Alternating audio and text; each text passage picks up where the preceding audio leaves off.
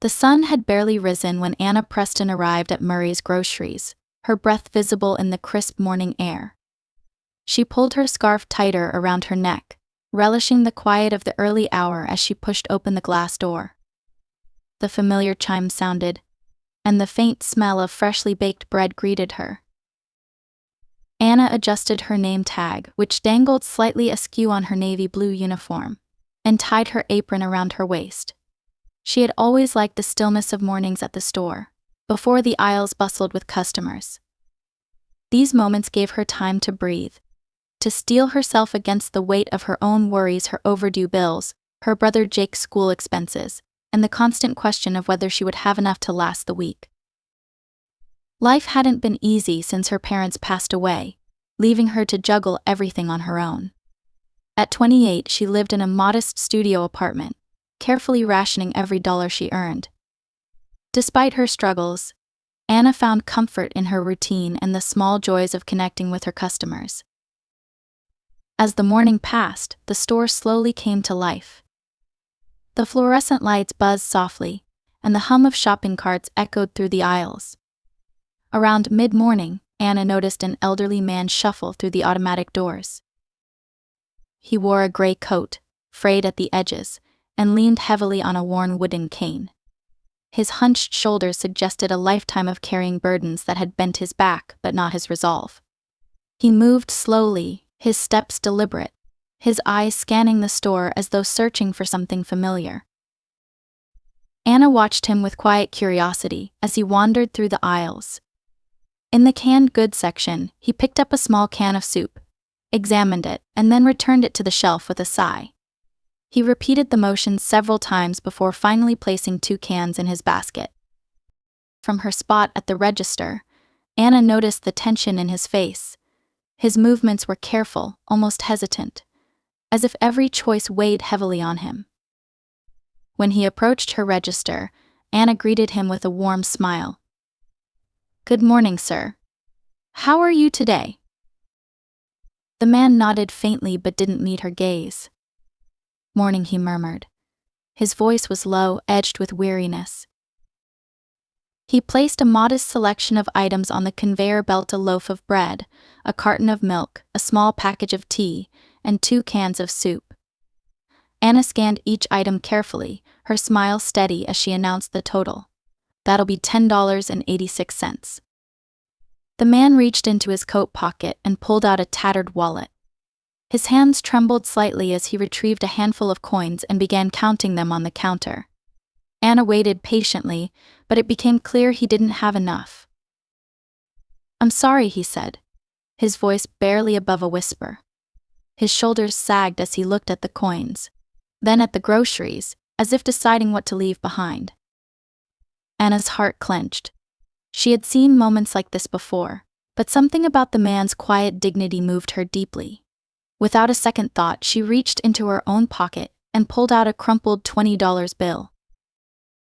"It's all right," she said gently, sliding the money into the register. "I'll cover it today." The man's head snapped up, his eyes wide with surprise.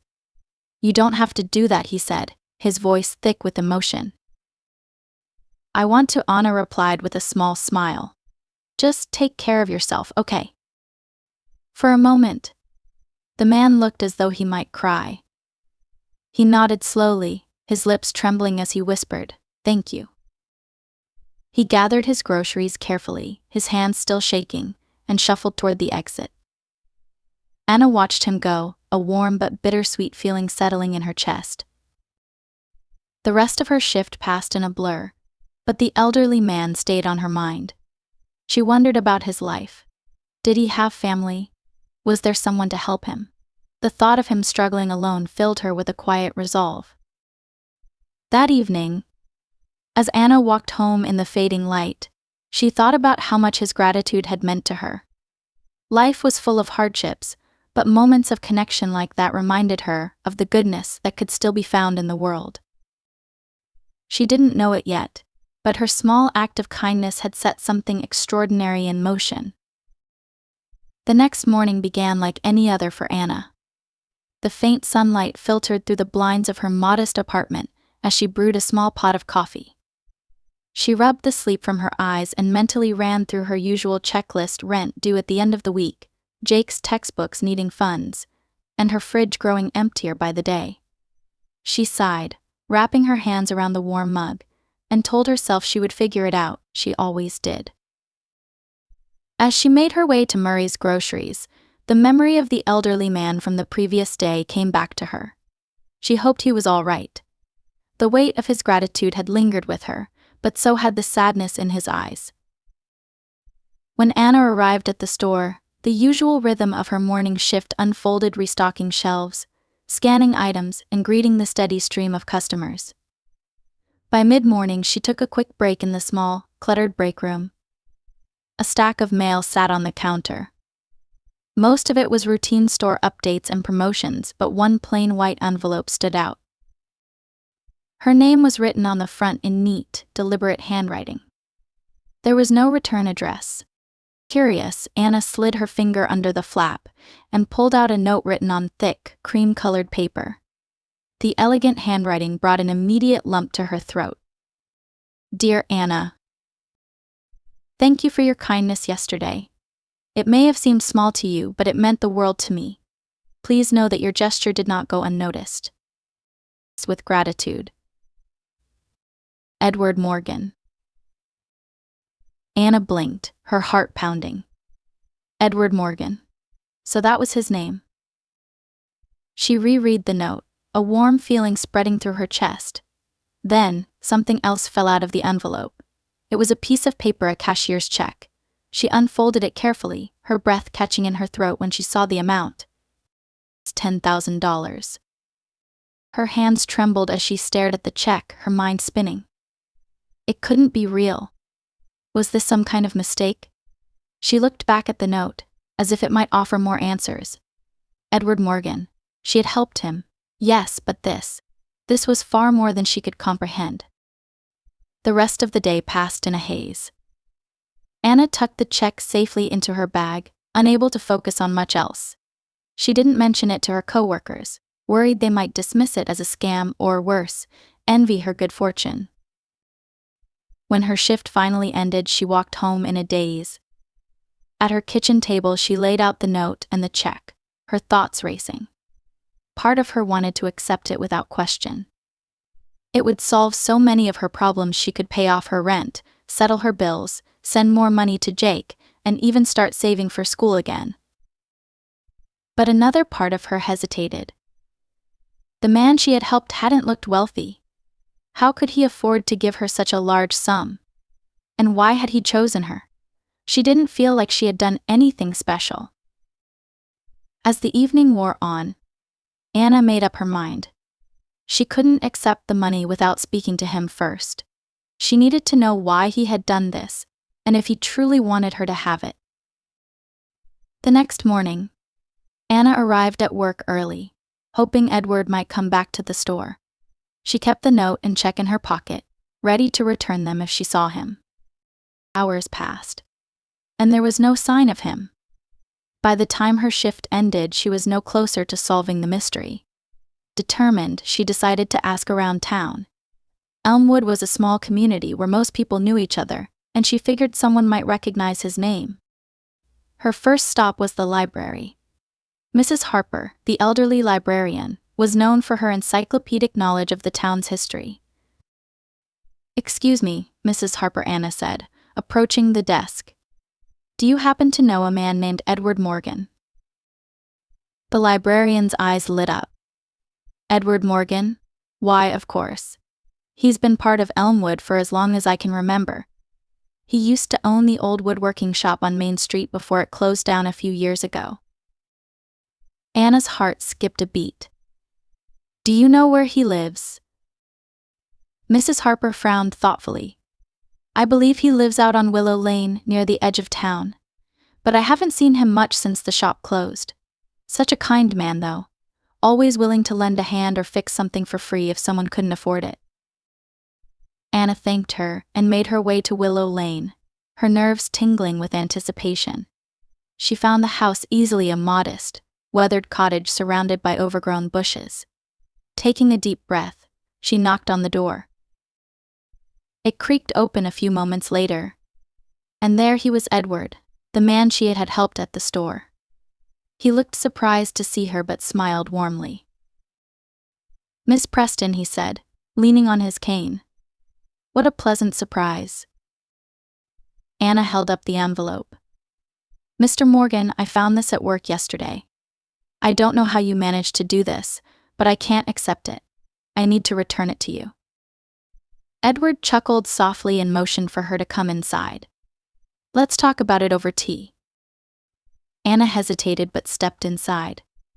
The house was humble but cozy, filled with the smell of freshly brewed tea and the faint scent of sawdust. As they sat at the small kitchen table, Edward told her his story.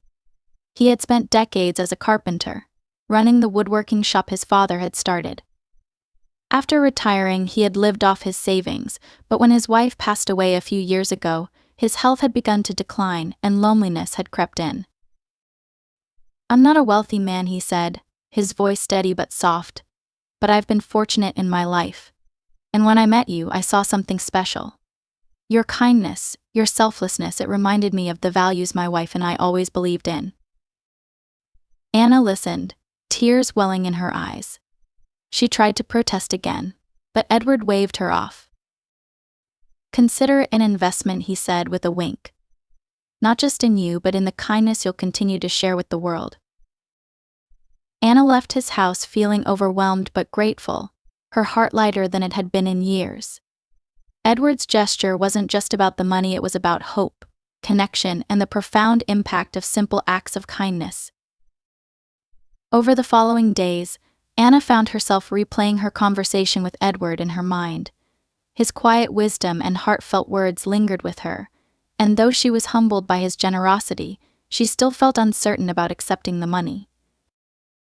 At work, she caught herself looking out for him, wondering if he might pass by the store again. When he didn't, Anna decided to visit him again, this time not to return the check, but to get to know him better. The next Saturday, armed with a loaf of fresh bread she had baked and a jar of raspberry jam, she knocked on Edward's door. When he opened it, his face broke into a smile. "Miss Preston," he said warmly. "I wasn't expecting company today." "I hope it's all right," Anna said, holding out the bread and jam. "I thought I'd stop by and say hello. And please call me Anna." "Of course, Anna. Come in." The familiar scent of tea and sawdust filled the air as Edward led her to his cozy kitchen. They sat at the same small table, the bread and jam between them, and Edward brewed a pot of tea. As they chatted, Anna learned more about his life. He had grown up in Elmwood and had inherited the woodworking shop from his father. For decades, he had crafted furniture and repaired pieces for families in town. His craftsmanship was legendary. But what people remembered most was his generosity. He often refused payment from those who couldn't afford it, saying a sturdy chair or a fixed table was more valuable in their home than gold in his pocket. When his wife Margaret passed away, the shop had become too much to maintain. Edward had sold it, using the proceeds to sustain himself, but the isolation of his later years weighed heavily on him. "I don't have much family left," Edward said, his voice soft. "Margaret and I never had children. I've got a nephew, James, but we've lost touch over the years. He moved to the city, and life got in the way." Anna felt a pang of sadness for him. Despite his contentment, she saw the loneliness behind his kind eyes. "You said the money was an investment," Anna said after a pause. "What did you mean by that?" Edward smiled. "I've always believed that kindness begets kindness. It's not about the money, Anna, it's about what you'll do with it. You're the kind of person who looks beyond themselves, who gives even when you don't have much to spare. I wanted to give you the chance to do more of that." Anna sat back, his words settling over her like a warm blanket. She thought about her dreams, finishing her degree, helping others, and building something meaningful. Edward's belief in her gave her courage she hadn't known she needed. From that day on, their visits became a regular part of her routine. After her shifts at the grocery store, Anna would stop by Edward's house, bringing small treats or just herself. They talked for hours about life, dreams, and the simple joys they had both found in helping others. Edward taught her the basics of woodworking, showing her how to sand and carve simple shapes. He made her a small jewelry box with her initials etched into the lid. "This is incredible," Anna said, running her fingers over the smooth wood. "You're more talented than you think," Edward replied, nodding at the tiny bird she had carved during one of their lessons. "It's not perfect, but it's got character just like you." Anna laughed, a warmth spreading through her chest. She couldn't remember the last time someone had seen her this clearly, or believed in her this fully. One evening, as they shared a pot of tea, Edward brought up an idea that had been forming in Anna's mind. "You know," he began, "I've been thinking about what you might do with that check. You've got a good heart, Anna. What if you found a way to use it for others, like you did for me?" Anna's eyes lit up. "I've been thinking about that too," she admitted. "There are so many people who come into the store, single parents, elderly folks, people just trying to make ends meet. I'd love to help them, but I don't know where to start." "Start small," Edward said, his voice steady. "Sometimes it only takes one act of kindness to create a ripple."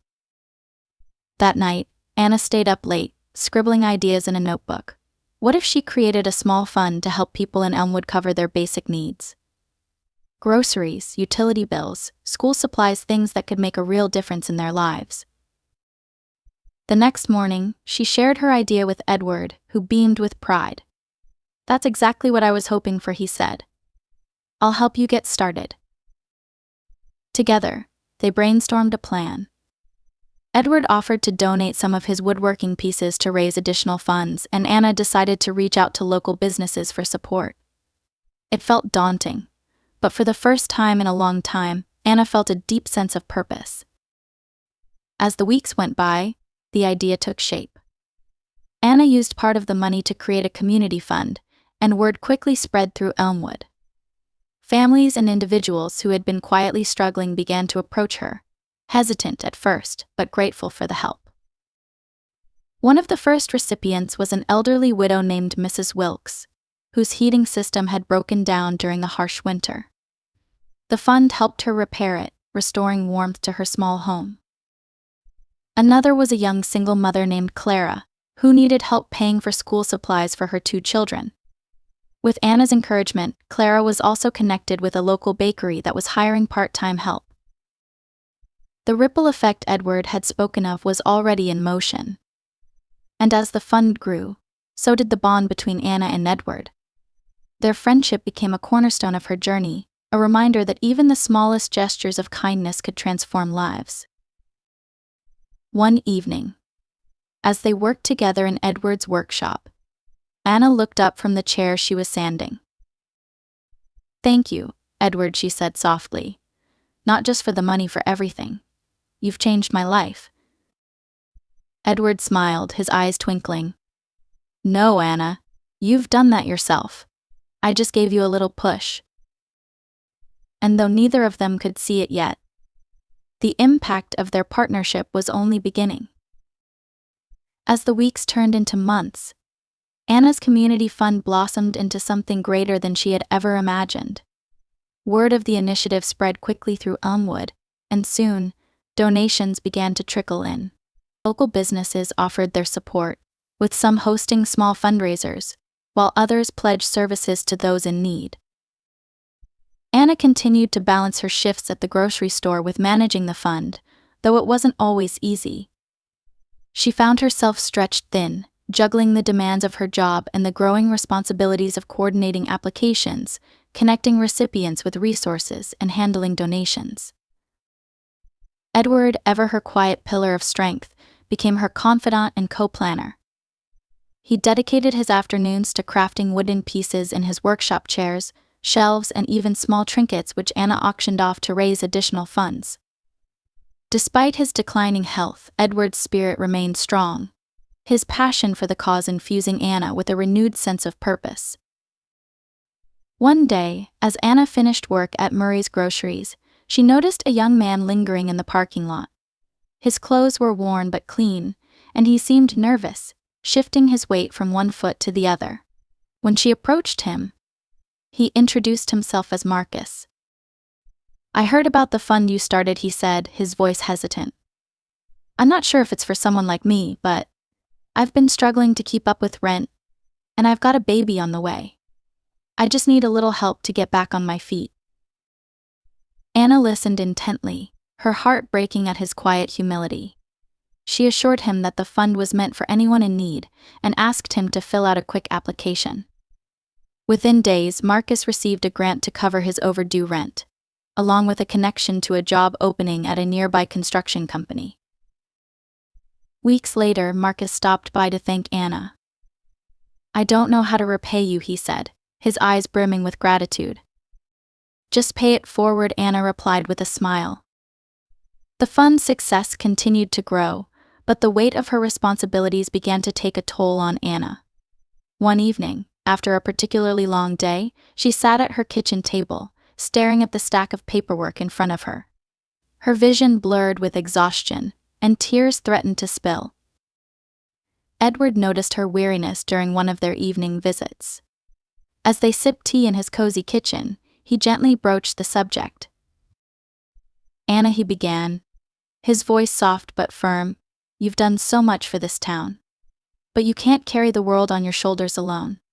Have you thought about stepping back from the store? It might give you more time to focus on the fund and yourself."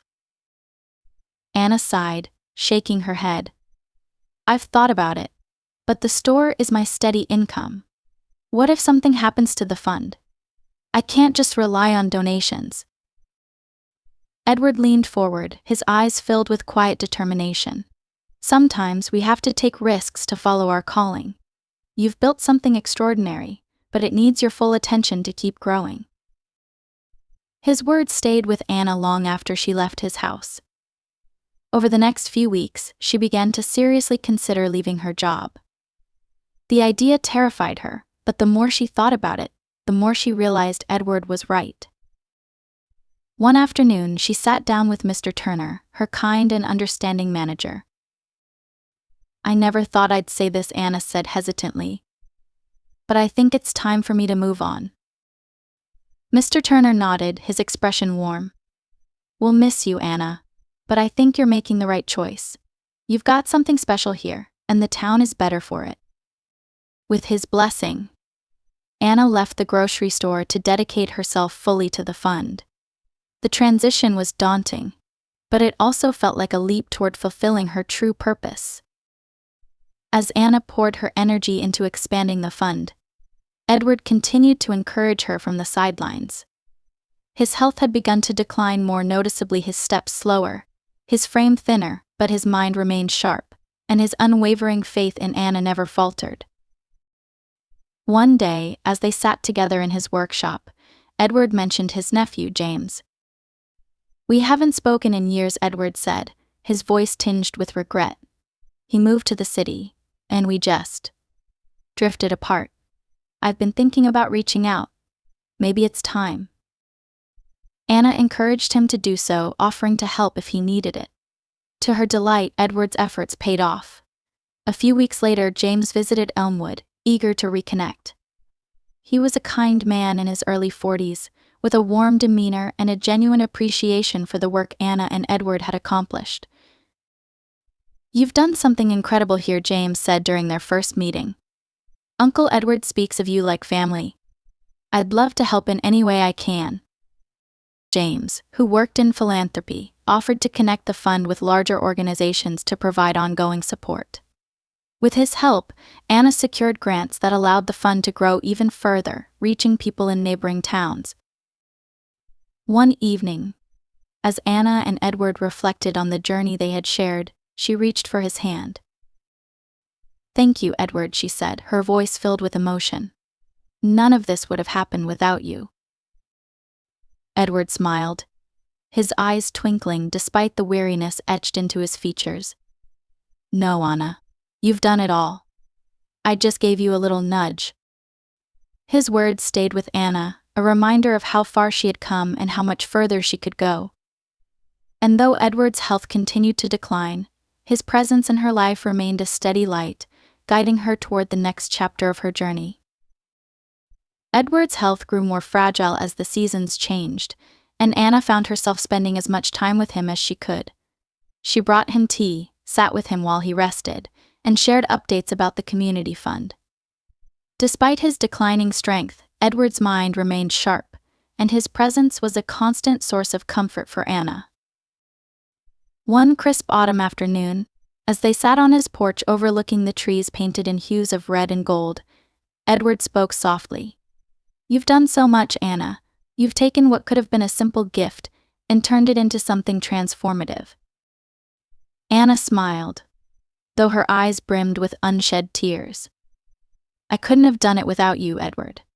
You gave me the courage to believe I could make a difference." Edward gave a faint chuckle. "You had it in you all along. I only gave you a little nudge."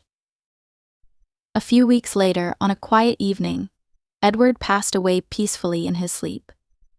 Anna was heartbroken, but she found solace in knowing he had lived a full and meaningful life. At his funeral, nearly the entire town gathered to pay their respects. Though Edward had lived modestly, his kindness had left a mark on countless lives. Anna delivered a heartfelt eulogy, her voice steady despite the ache in her chest. "Edward Morgan wasn't just a friend to me," she said. "He was a mentor, a guide, and a constant reminder that even the smallest acts of kindness can change the world. His belief in me gave me strength, and I will carry his lessons with me for the rest of my life." In the days that followed, Anna found herself reflecting on her time with Edward and the legacy of kindness he had inspired. Though he was gone, his words remained a steady presence in her heart, encouraging her to continue the work they had started together. A month later, Anna received a letter from Edward's nephew, James. In the note, James shared how much Edward had spoken of Anna during their recent reconnection. "He was so proud of you," James wrote. "He told me you were like the daughter he never had. I'd like to meet you in person someday and learn more about the incredible work you've done." When they eventually met, James brought with him a small wooden box that Edward had asked to be given to Anna. Inside was a set of beautifully carved figures: a bird, a heart, and a tree. "Anna, the bird is for freedom, to remind you to follow your dreams wherever they may lead. The heart is for love, to remind you to share your kindness generously, as you always have. And the tree is for growth, to remind you of the seeds you've planted and the strength you've cultivated. Thank you for everything you've brought to my life. You've given me more joy than I can say. With all my love. Edward." Nah. Anna clutched the note to her chest, tears streaming down her face. She placed the figures on her mantel, where they would serve as a daily reminder of Edward's belief in her and the impact of his kindness. Over the following months, Anna continued to run the community fund, helping those in need with quiet determination. Though her work was demanding, she found strength in Edward's memory and the values he had instilled in her. She began teaching herself woodworking in her spare time, finding solace in the craft that had meant so much to Edward. One evening, as she sanded a small wooden box she had carved, Anna thought of Edward's words about kindness growing and lives intertwining like branches of a tree. She had started with a single act of compassion, and now the roots of that moment had spread far and wide. Though the ache of losing Edward remained, it was softened by the knowledge that his spirit lived on in every life they had touched together. And as Anna placed her finished box next to the carved figures on her mantel, she smiled, knowing that Edward's legacy wasn't a building or a plaque. It was the kindness he had shared. It was the lives he had changed. And it was the love he had left behind.